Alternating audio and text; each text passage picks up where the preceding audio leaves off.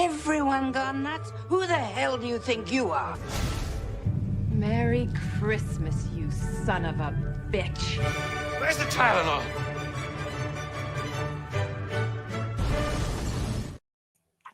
And welcome back to 0 Point Reviews. I had to load up our holiday intro because the one I was working on my video editing software didn't want to work tonight. So, in the last couple of days, I'm going to be working on getting DaVinci Resolve uploaded and downloaded and up and running for doing video editing content going forward. But enough about me bitching and complaining on a New Year's. Happy New Year's, everybody. We got a fun one tonight. We got the Muppet Christmas Carol from 1992.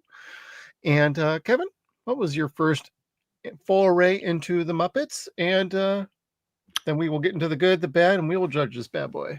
Okay, so I was born in 1980. The Muppet Show was still on during prime time. It was still on during prime time, and I would watch that at my grandmother's house just religiously. I loved watching that, falling asleep on her lap. So like I'm a huge Muppets fan. I want to say the only movie I don't have is the Muppets Treasure Island. Yeah, otherwise I've seen like all the rest of the Muppet movies. I love the rest of the Muppet movies. I saw this one in the theater. Oh, you did? The trailer. I did. The trailers had me at hello. Went to Salinas, California, which if those of you who know is like the most ghetto of the ghetto. And I went and saw that there. Or life, brother. Yeah. With the Northridge Theater. People are like, oh shit. But back in the 80s, it wasn't so bad. Really. But it was totally cool. I was so enthralled with this movie as a kid. I love Charles Dickens' Christmas Carol. It's my favorite Christmas story. Really, it's the only Christmas story to me. Other with anything else is just kind of like Hallmarky, and I don't care. Like I love the Christmas Carol. Yeah, I could see that. Like this has been adapted so many times throughout the years. Like you could rattle down a list of like about 40 different movies that have done this. But like, which ones are the most endearing? Which ones are the better acted, better written? Which ones are more charming? Which ones are more lame than the others? Some are and some are not.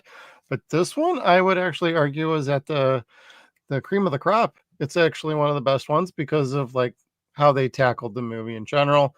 And now my first experience with this movie was basically VHS rental tape, or it was on like TV. Never saw this in theaters. Was never really on my radar. I love Muppets as a kid, but this was not one I remembered. I vaguely remember this coming to theaters, but it was not really on my radar to go see. I want to say I was more like into Turtles and Batman, Teenage Mutant Ninja Turtles, Batman, things like that. So wasn't really on my radar, but it did take me until like VHS and like TV days to actually check this one out. I always enjoyed it, never owned it, but I just got like a 6-film collection that is from another country, and it's region free because it's Disney discs. Disney discs are always region free. Ooh. And I got all of the 6 originals going all the way up to about Muppet Treasure Island and starting with the original Muppet movie, which is next week, everybody. So stay tuned for that one. Yeah, that was going to be fun. Yeah. Because that's, aside from Treasure Island, the movie that I know the least well. I've only seen that one once, and I know if we were doing like a full month of just Muppet movies, that would totally be one of them because I've only seen it once and I only barely remember the damn thing.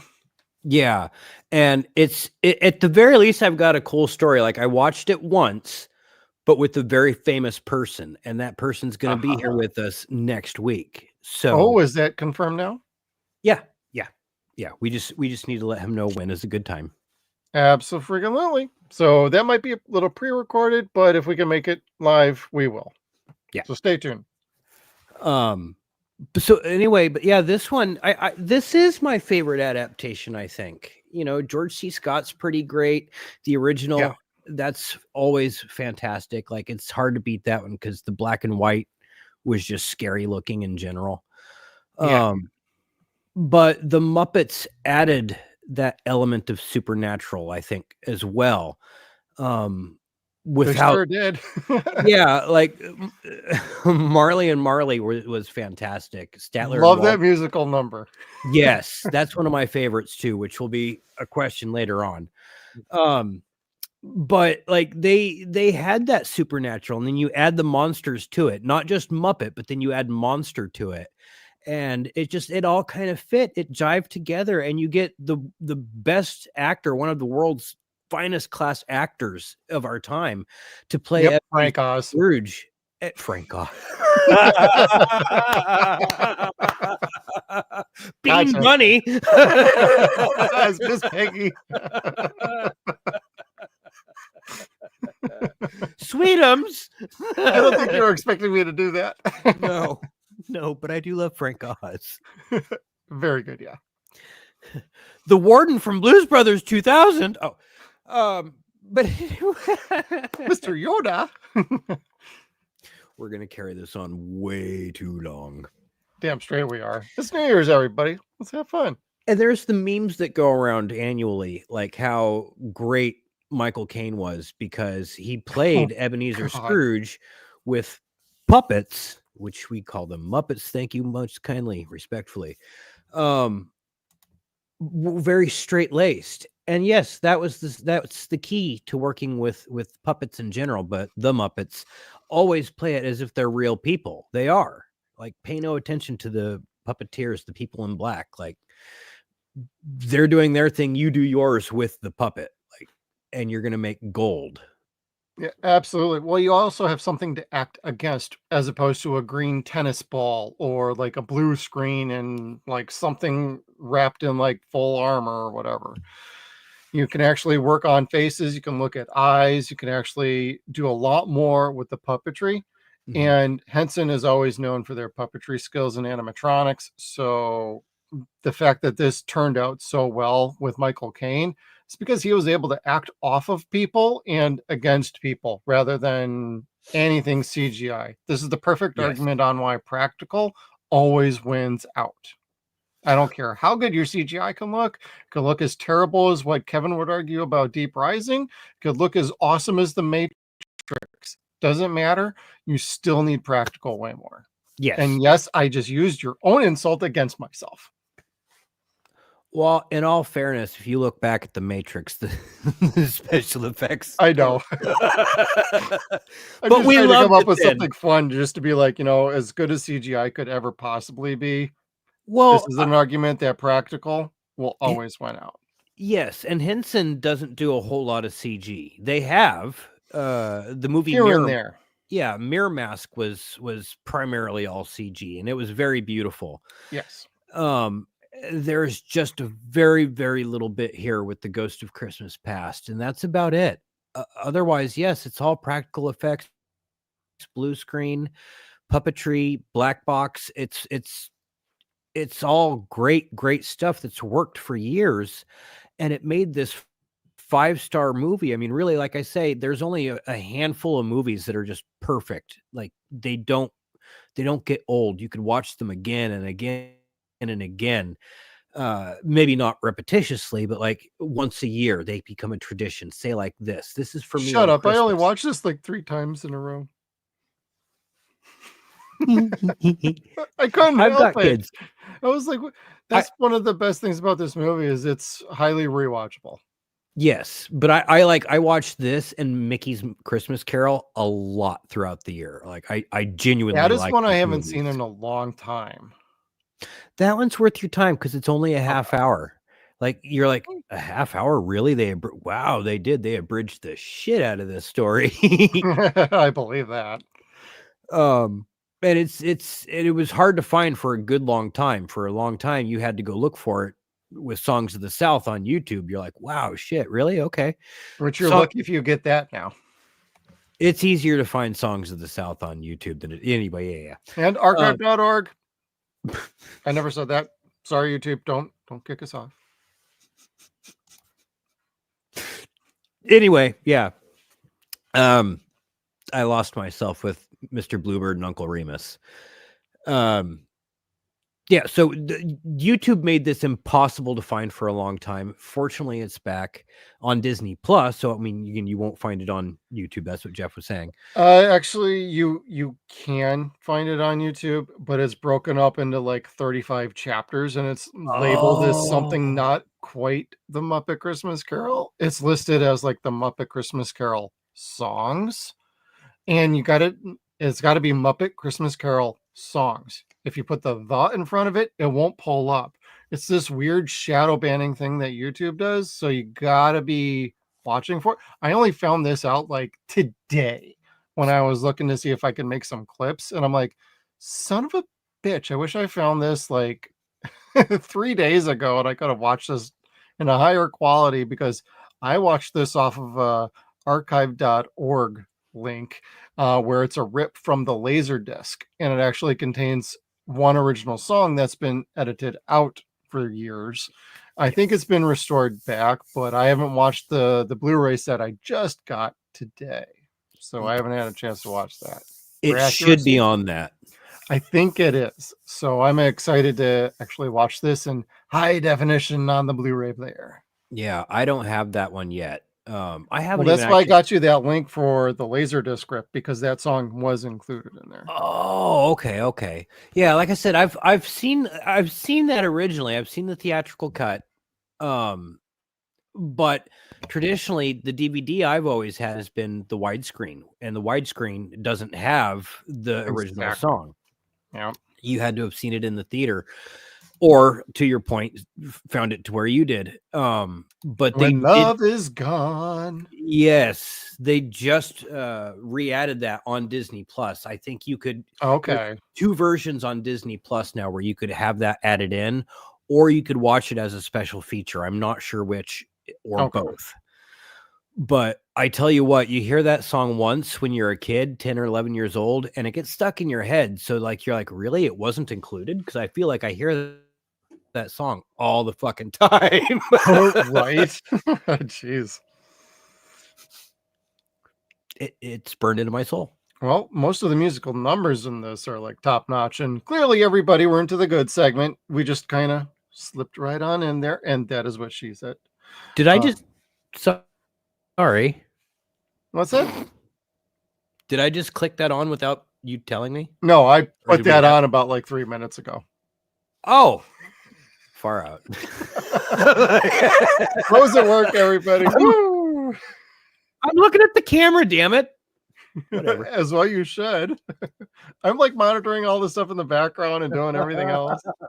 And Kevin's just like, la la la la la. Where's my weed? Where's my drink? Here's my water. Well, point of contest. Kevin is currently looking for everything now. Well, anyway, yeah. Well, It's everything not is very interesting accessible. detail that my pin is plugged in, but people are like, "Oh shit, that's awesome." He plugs in. Dude, his half the pin. people I watch on streams vape or whatever they do. So it's like not a problem. I have the stupidest vape story ready for this weekend on Deadwire Live. I'm so excited. It's so stupid. Like, it's nothing like the pen exploded on somebody on an airplane. Nothing that fun, but like The pen is not blue. yeah. Anyway, the good. We talked about how he encapsulates Scrooge while Mr. Michael interacting. Caine. Yeah, with the puppets around him as other actors. Yeah. Not things. And golly, that was just special about him, and that's just special about this film. The musical numbers, to your point, that's another added bonus where Paul Williams just kind of knocked this right the hell out of the park, as he always does with the Muppets. Like, it's always a surefire bet that when Paul Williams and the Muppets get together, the musical beats are going to be numbers that you'll just remember forever. Yeah, absolutely. Watching Michael Caine in this movie just completely outshines like everything about this movie. It's like he's acting on a level of I'm going to win an Oscar for this movie level, because he brought just enough subtlety and enough like physical presence and everything he did, like the little subtle eye movements, the facial tics he'd do, the understanding of what's going on with the three spirits all the way through. It's like he goes from like, this is really good to, oh my God, he's trying to win an Oscar in this goddamn movie. And it's like, dude, you are putting way more effort into this movie than you absolutely needed. You could have just relaxed and had some more fun in the role. But for him, this is fun. The fact that he's like, I'm going to raise this level up on this goddamn movie. And he absolutely does. It really brings you in. You get invested. And then you got your familiar crew with like Frank and Steve Whitmire and, Jerry Nelson and everybody else that always brings it in the Muppets just in general. And it brings everybody up another level, and it just shows across the screen. You're totally invested in the dialogue scenes and then doing the musical numbers. Like, this is largely a musical, but not all the way through. There actually is normal dialogue at times. And I appreciate that the movie can flow in between those seamlessly. It doesn't feel forced, doesn't feel terrible, it doesn't feel super kiddie. It feels like something you can watch with your grandparents, you could watch with your kids, you could watch with your grandkids, you could watch this with anybody. And it's a bit of a period piece. And I know we got this for the good sign. The turkey is totally a plastic fake turkey. It's about the most fake thing in the good picture that Kevin's got, because everything else is just so good. Like, I could rave about the puppetry. This is Jim Henson, everybody. Like, this is just how Henson rolls. And Brian did a great job directing this.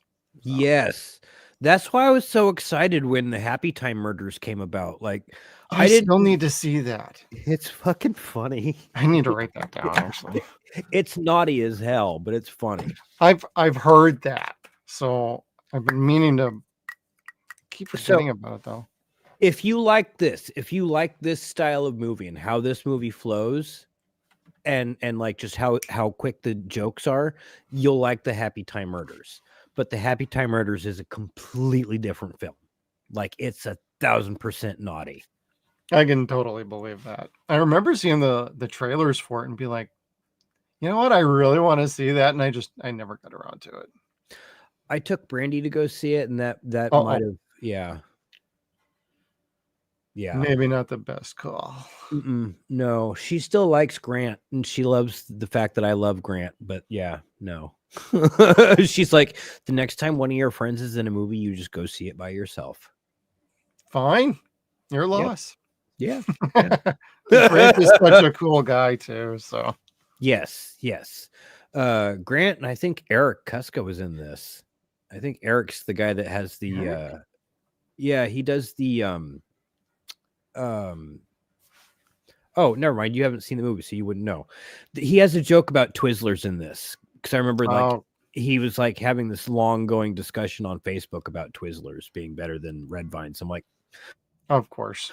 No, sir. Red Vines are better. Red Vine? No, Twizzlers are better. Do I need to put a poll up on YouTube? Like, come on. We need people to tell us about this. I know we're reviewing Muppet Christmas Carol, but welcome to 0 Point Reviews. We go off on tangents. We go nuts at times. So, do we need to kind of have that kind of dark opinion about our listeners? Like, what? We need an intervention here. I'm just throwing a poll up. I'm not being like, hey, you need to give us a super chat or nothing. Nothing like that. We'll take the poll down if you do, though. That's cool. Kevin just wants to raise his poll. So. Oh, sorry. Half-mast, Kevin. Half-mast. Well, at my age. That's about the best you can get without that little blue pill. Probably not sponsored by Blue Chew, everybody. So, the funny thing is this was not the first time at like 10 years old. How old was I? What year was this? This was, I went back to the main page. How stupid, Kevin. 1992. So I was 12. This was not the first time I'd seen Michael Caine before. And my mother must have thought I was so stupid coming out of the theater going, wow, who thought the guy from Jaws 4 would be so cool? Yeah, right. I keep forgetting that he's actually in that one.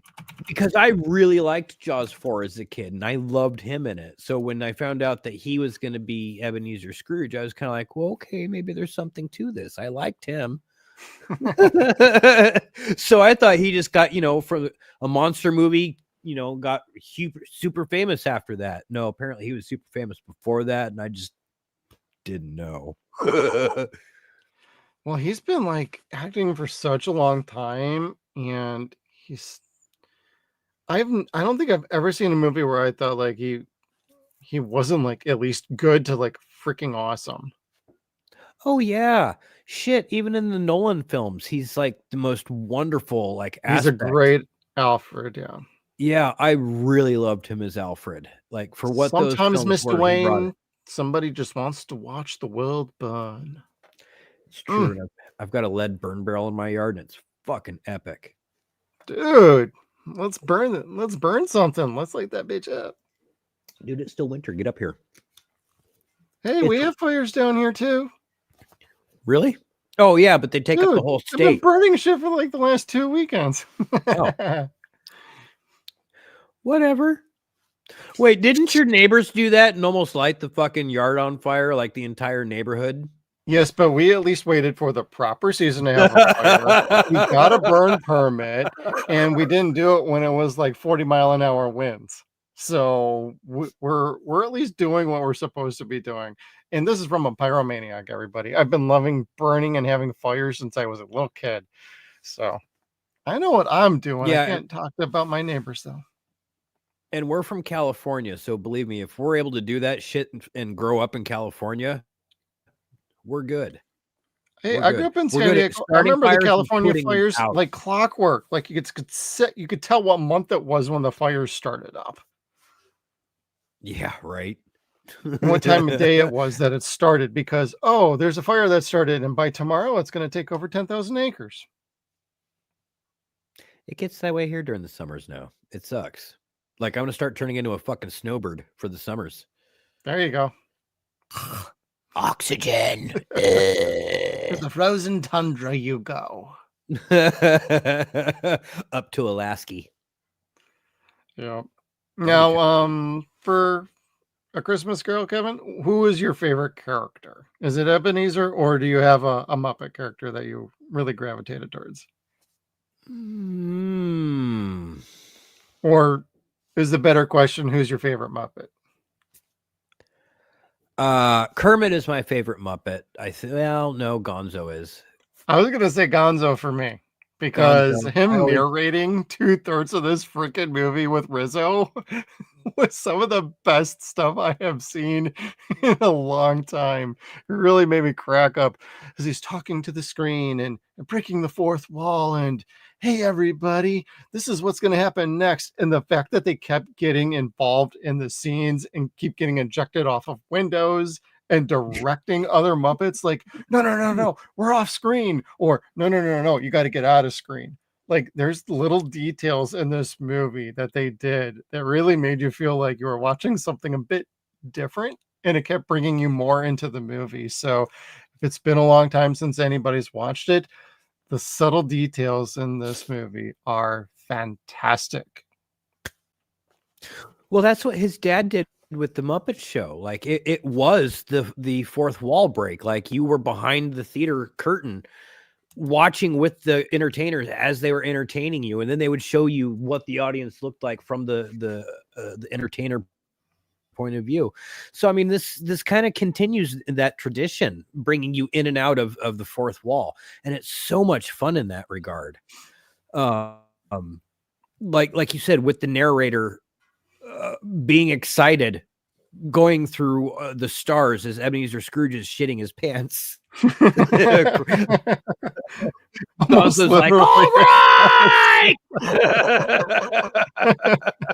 That was so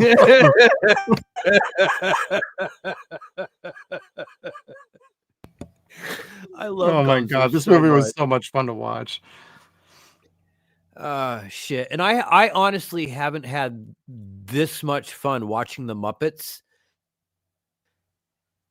until they came out with the Muppets Haunted Mansion. Like Kirk Thatcher like recaptured this essence from this movie and made it special and fun again. Like everything after this movie is okay, but it's not great. This movie is great, and everything before it is great. Everything up to it is great. But I would say just really only the Muppets Haunted Mansion after this is a great, great, funny movie. Yeah, that's one I haven't even But this, seen I'd say, just myself. knocked. Kirk Thatcher directed it, and golly, he really brought it home, like meshing the two mythos of the Haunted Mansion itself and then all the zany characters of the Muppets and merging the characters of the Muppets to be characters in the Haunted Mansion ride. Very, very clever stuff. And Kirk loves Halloween. He loves the Muppets. He's been a Muppeteer for decades. So he understood the homework and he really, really brought it home. Yeah. He's somebody else we need to get on the show sometime. Hey, absolutely. Always an open invitation for anybody to join us. Would have been nice to have somebody join us this time around, but we were kind of figuring out what we were doing for New Year's across the board for everybody. We don't want to clog up anybody's family time. So everyone's like, "What are you drinking tonight? It's New Year's." I'm like, it's New Year's? It's like, shit. I'm going to bed after we record. I don't fucking know. Yeah, once you hit a certain age, it stops being about, hey, let's booze it up until 2 a.m. and it becomes more like, I'll have 2 or 3 drinks before dinner. I'll have one after dinner. Oh, and then by like 11 o'clock, I'm asleep. I'll throw up dinner. Oh, dude, for years I used to watch. I mean, I know this is completely off topic. Welcome to 0 Point Reviews. We go off topic. But for years, I would always plan out, like, this is before I got married, of course, the bachelor days. I would actually watch like anime shows from beginning of the day all the way through till like as much as I could stay up. And most times I'd make it till about 2 a.m. and I'd totally pass out on the couch watching some anime. Usually it would be Black Lagoon or Berserk or something like that. And Gungrave or Trigun, some classic anime. Haven't done that in a while. And every once in a while I do Lord of the Rings trilogies, and I would always make it through those with a nap somewhere in the middle of Two Towers. I used to do that with an 8-ball of Coke. What? Anyway. Just take a nap? I wish. What? 2 words don't fit in the same sentence. No kidding.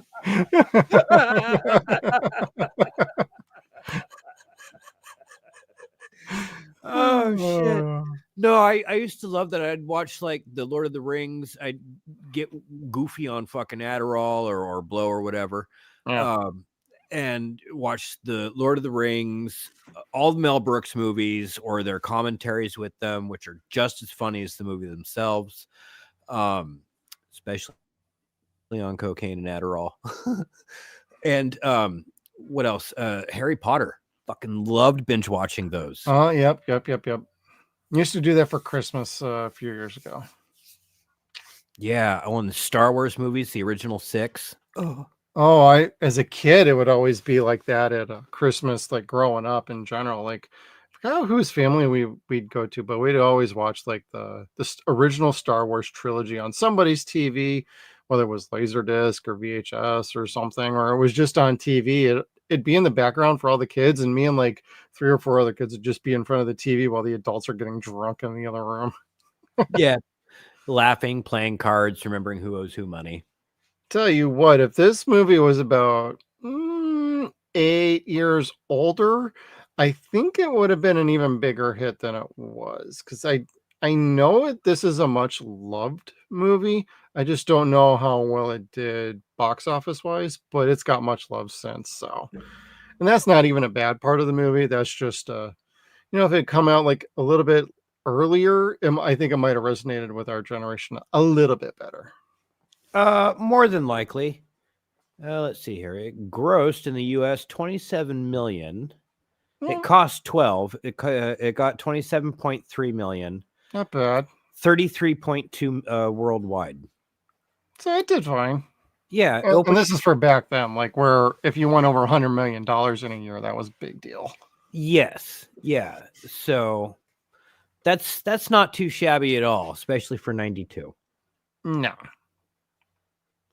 Anyway, and it's rated 7.8.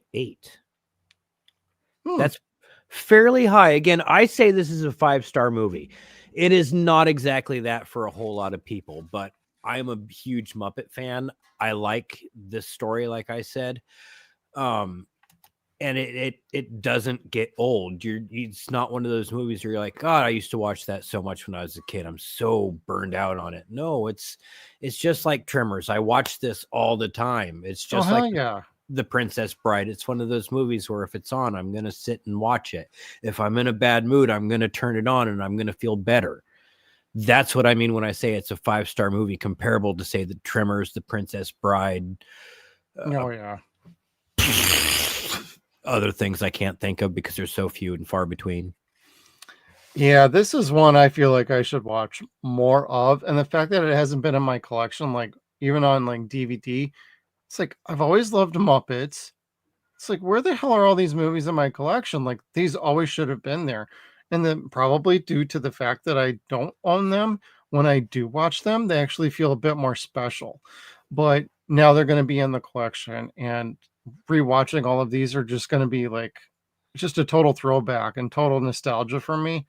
And I can't get over how good this movie really is. Like when you break it down to like runtime to enjoyment for the entire family, adults to kids, this is one of those that just can't be beaten. But just I'd like to see this a little more promoted.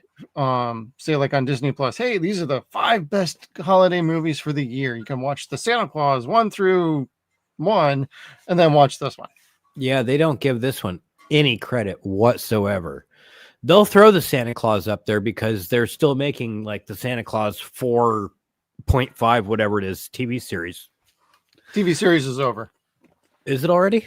It was like two short seasons. So well, anyway, they'll promote that because they're still making money off of it. This, not so much, so they won't promote it.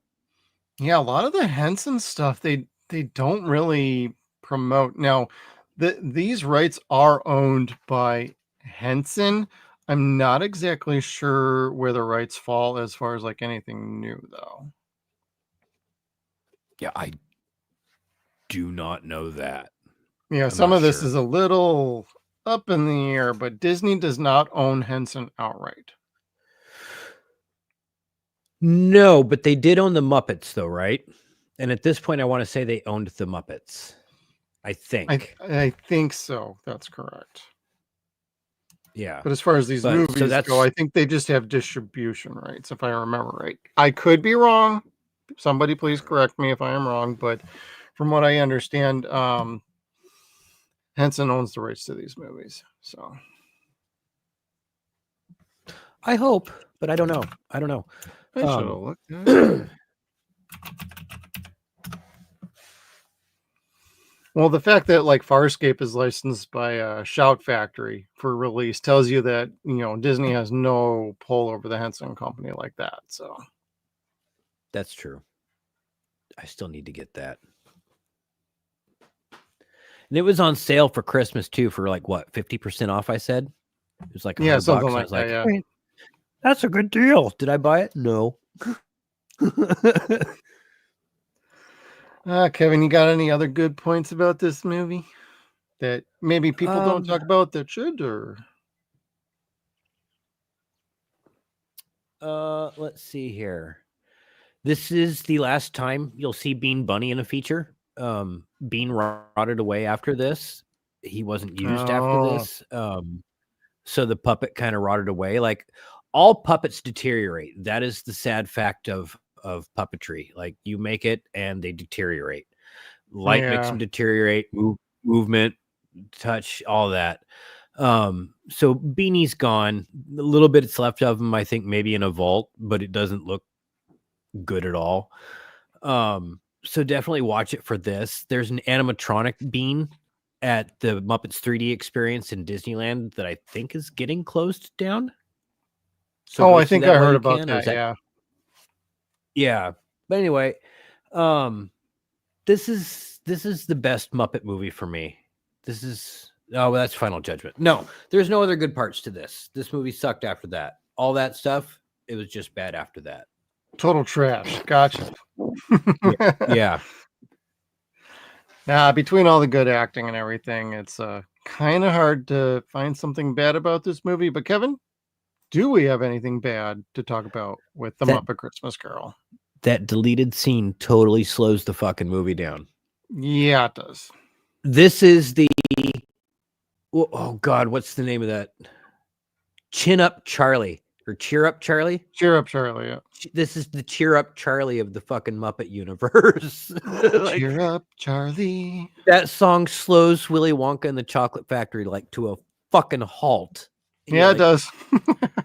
I know that song way too well. I am not singing any more of it. You want that? You pay us. That's going to be $100 super chat on that shit, and we'll actually make that a movie we review. Oh, I thought you were talking about you taking your top off and singing Cheer Up Charlie. Cheer up, Charlie.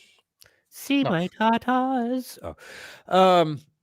Yeah, so this was not a bad scene. It's a beautiful song. It's a beautiful scene, but it really does slow it down. The bad part is that they took it out for so long. And the reason why they took it out was just because Disney was cheap and they didn't want to put it back in. Yeah, the jackasses just wanted to fucking edit the movie for no goddamn good reason other than whatever. They didn't want to pay Paul Williams. Well, yeah, that's mostly it. They just didn't want to cough up the beans to take care of Paul.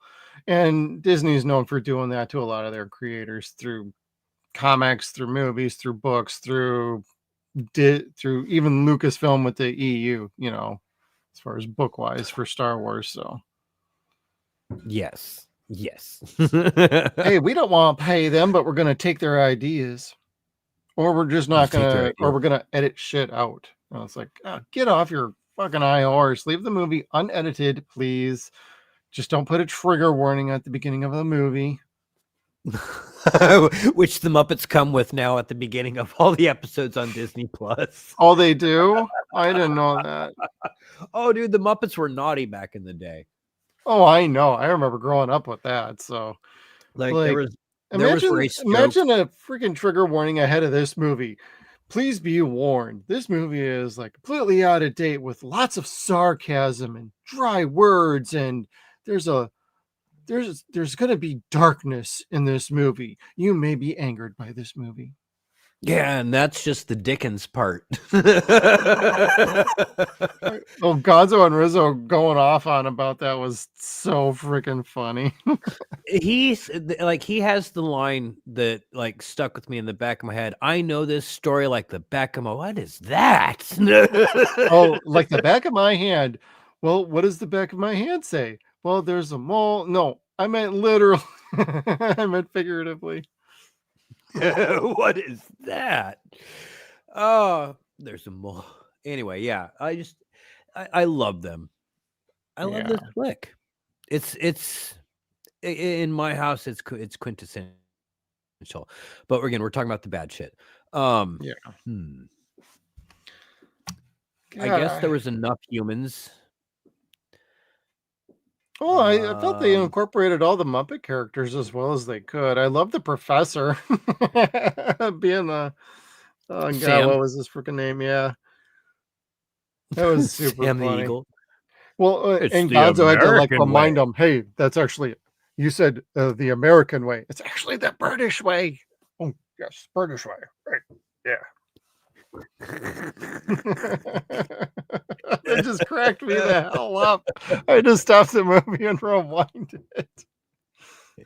Sam is like the most beautiful critique on America. Like, kind of is. God, no. In the 3D ride, they have this. He like announces that this is going to be an extravaganza for all nations. but mostly America.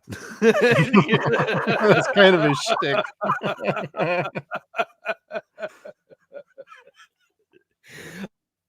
I just love him so much. So good. It's hard to say that I have a favorite Muppet. It is most likely Gonzo, Yeah. but damn, I mean, I each love one hits Kermit, me in a Piggy. certain way.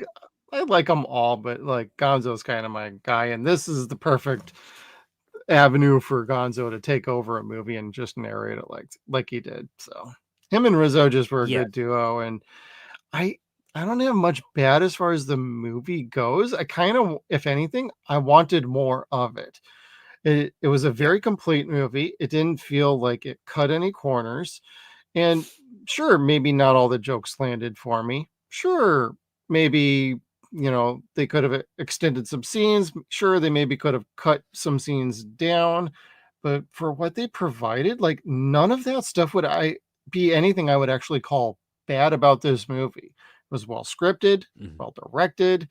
If I was going to say anything bad, is like, man, where the hell are like really good home video releases for this movie and all the other Muppet movies? Because they feel like they're on Blu-ray, but I don't feel like they ever got the appropriate level of special edition or treatments to where fans of these could really like jump into behind the scenes or get a very good transfer.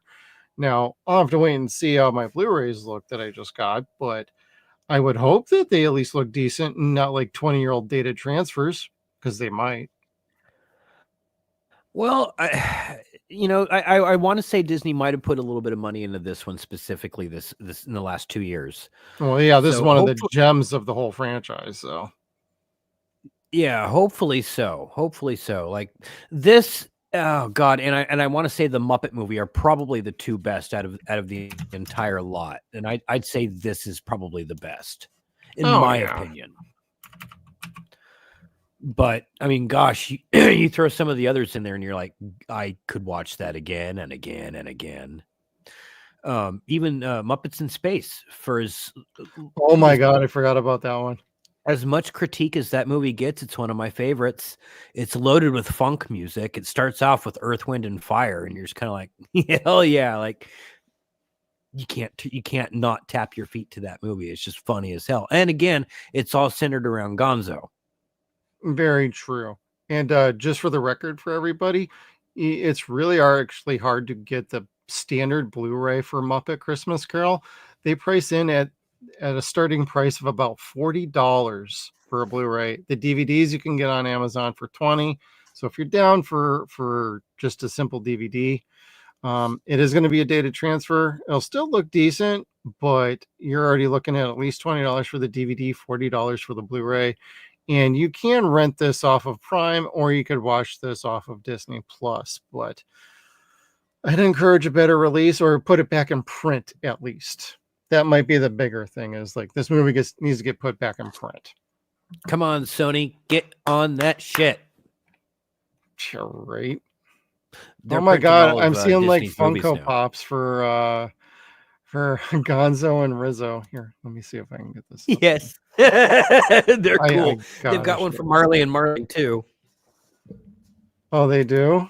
Oh my God. Here, let's see here. I am a giant child. I love these things. Oh my God. Damn it. All right, Google, be my friend. So, boobs.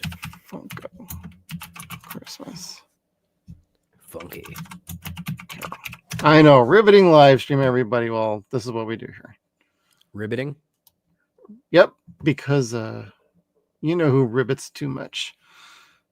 Okay, I will share that right now. Google. That would be Gonzo and Rizzo. Charles Dickens. And he is there for the food. Yep. Those are really cute. I'm not much for Funkos, but I would totally think about that. I would, if nothing else, especially if they had like little hooks for ornaments on them and stuff like that. That would go on my tree. Yeah. Because Funko's tossed their hat into the ornament in the the ornament contest. Yeah. The Gremlins one was cool. I liked it. Oh, I didn't see that one. Yeah, they've got a Gizmo one. They've Oh, got damn. they've got the Marshmallow minis too that are really awesome. Oh, yeah. Okay. Those were cool. Yeah. Well, Mr. Kevin, since there's not too much bad other than put this movie back out in Blu-ray and not out of print, so it's overcharging everybody. Let's judge this thing. All right, let's see here. Oh my Final God. Judgment. Ghost of Future. This is probably my favorite monster, my favorite ghost in general. So because dope. Oh, He's always the scariest of scary that they make him in any version. Like he's like the Grim Reaper or worse. And they kind of make him, he has the Grim Reaper look to him in this, but not so much skeletal. And it works out better. He's still grim. He's still very creepy, very foreboding. He doesn't speak. God, it gives you the willies. And he's freaking huge too.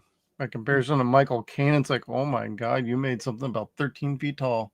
yeah, the only other comparable Ghost of Christmas Future that I've seen to something like this was the brief moment on Scrooged where he opens up the cloak and it shows the rib cage with all the souls inside of it. Yep. It's been a long time since I've seen that movie. So. That part was cool. The TV screen skeletal face, not so much, but the rib cage was fucking awesome. Yeah, dang. That's crazy. So, but for final judgment on this movie, like I said, I hold it up in a very, very high regard. I had no problem pirating it before it came on DVD. I have 2 different copies of it on DVD. I think they're the same copy, but just 2 different versions or two discs. I love it so much. I share it with my daughters. My son doesn't care as much, but my daughters very genuinely love it.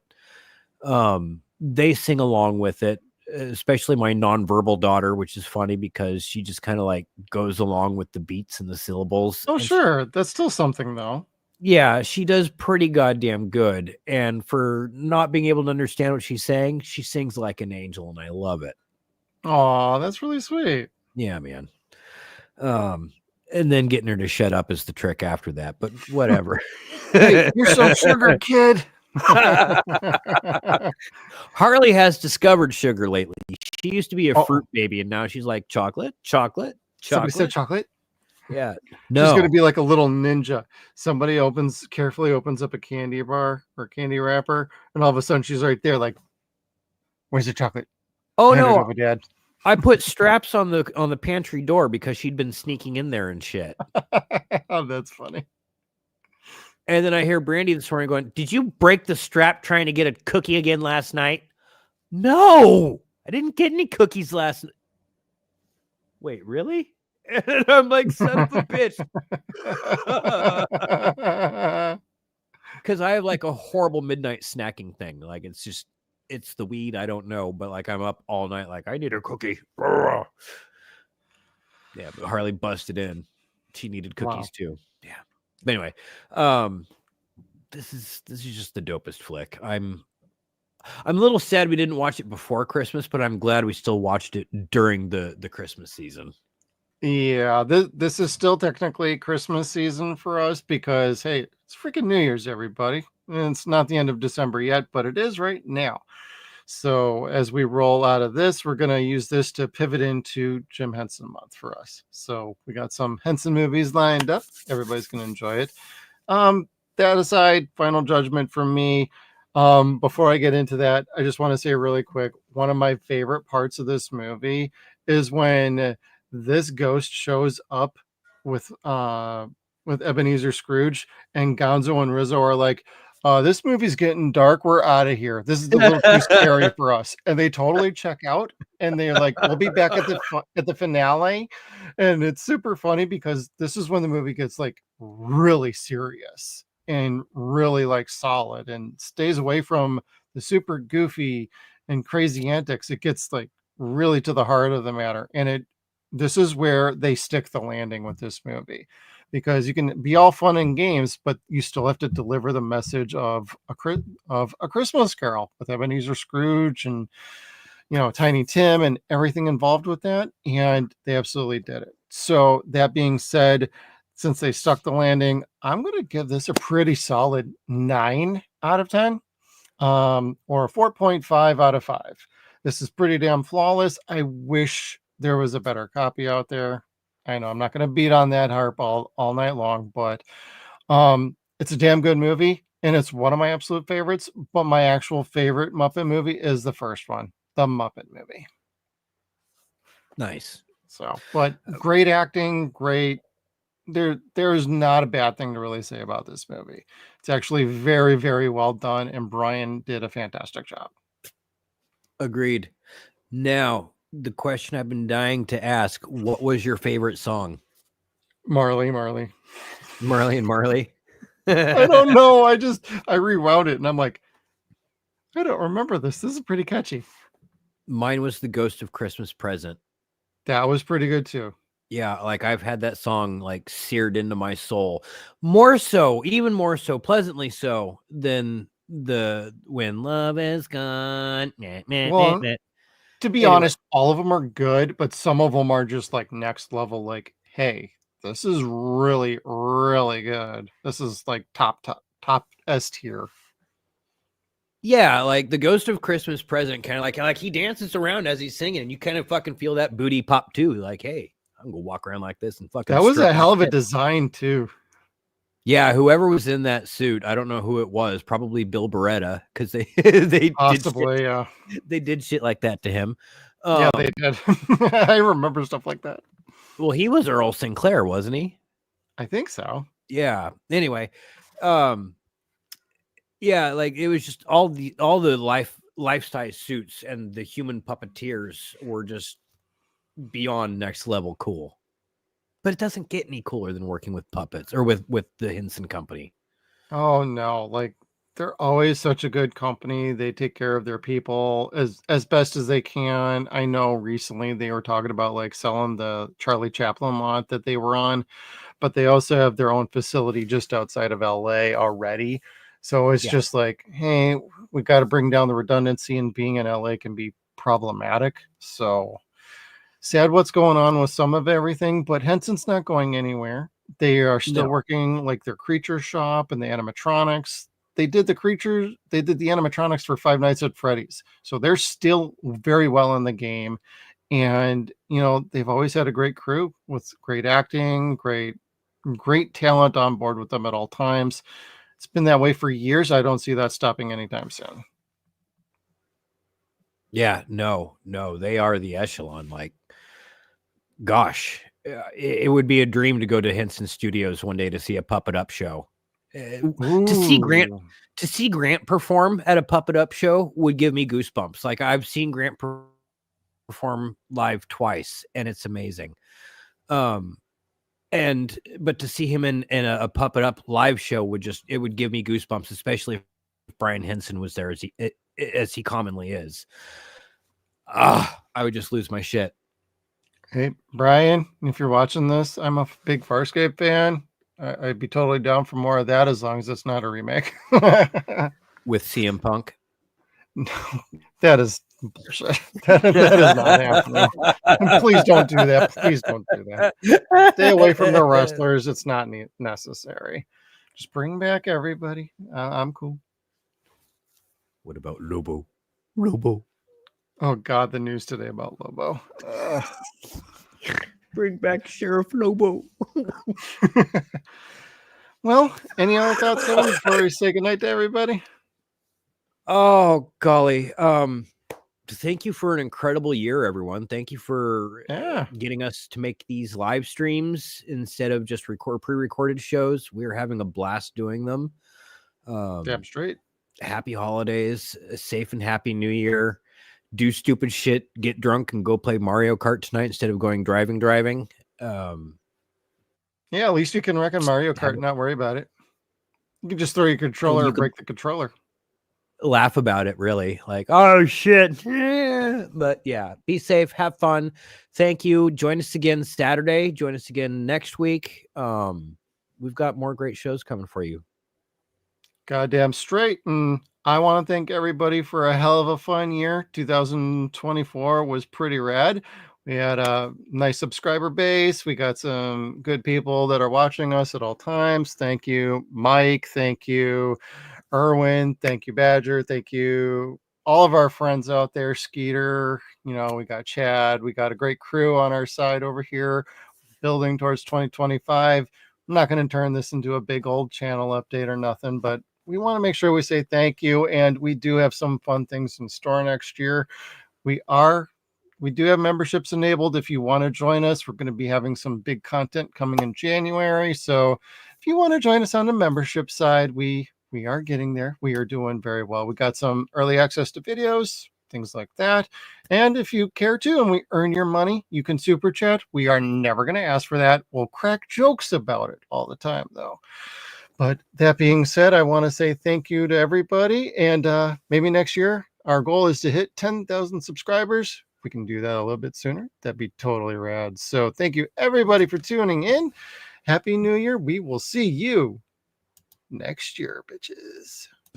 Yeah.